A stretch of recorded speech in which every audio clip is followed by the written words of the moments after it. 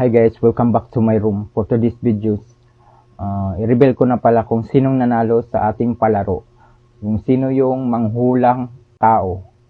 So guys, ang nanalo po ay she. Because babae siya, kaya she. Hindi po he ang nanalo. So, bago pa lang lahat, may kwento lang ako sa inyo. Kunting kwento lang about sa YouTube. So, yung last payment ko pala ay nung June 4, 2021 po.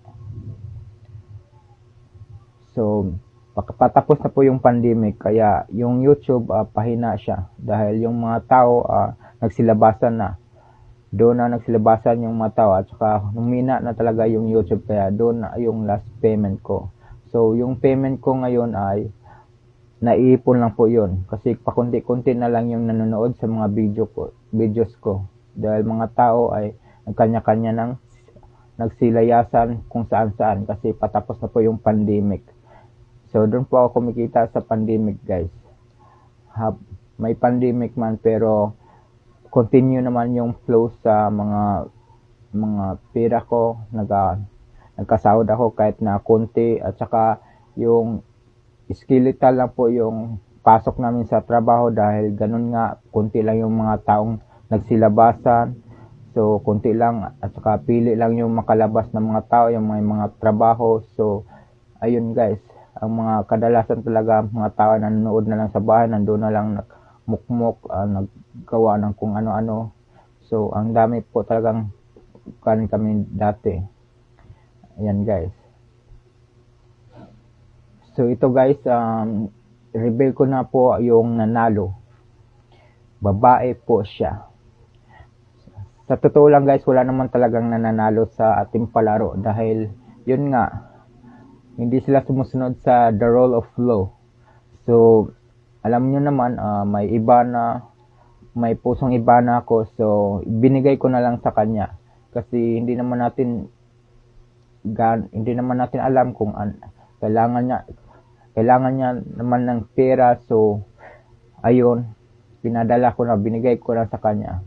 At saka nag-effort din siya sa pagko-comment sa aking YouTube. So, ayan guys, ito pala siya ang nanalo. Jink. Ayan guys, so, konting kwentuhan. So, saan niya galing, bakit niya alam niya ang sagot. So, ayun guys,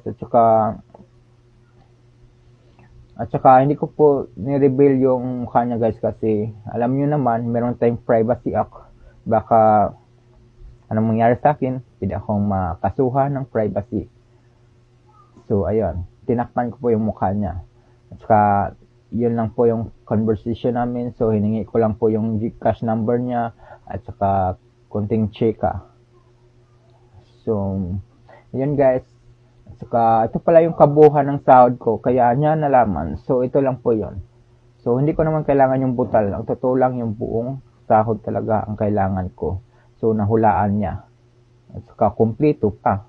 Paano nangyari yun? So, ito lang po yun guys. Ayan. So, yun guys. So, masaya ako. Kahit na paano. Naipon lang po yung sahod ko. So, ngayon lang talaga na pasok sa, at saka sinisend pala ng Google yung sahod guys nung April 21. So dumating naman siya kinabukasan, April 22. So ayan guys, pinadala ni YouTube, ni Google sa bangko through remittance. So may kaltas, ayun. Ito na yung kabuuan niya. Minus tax na yan. So ayan guys, maraming salamat.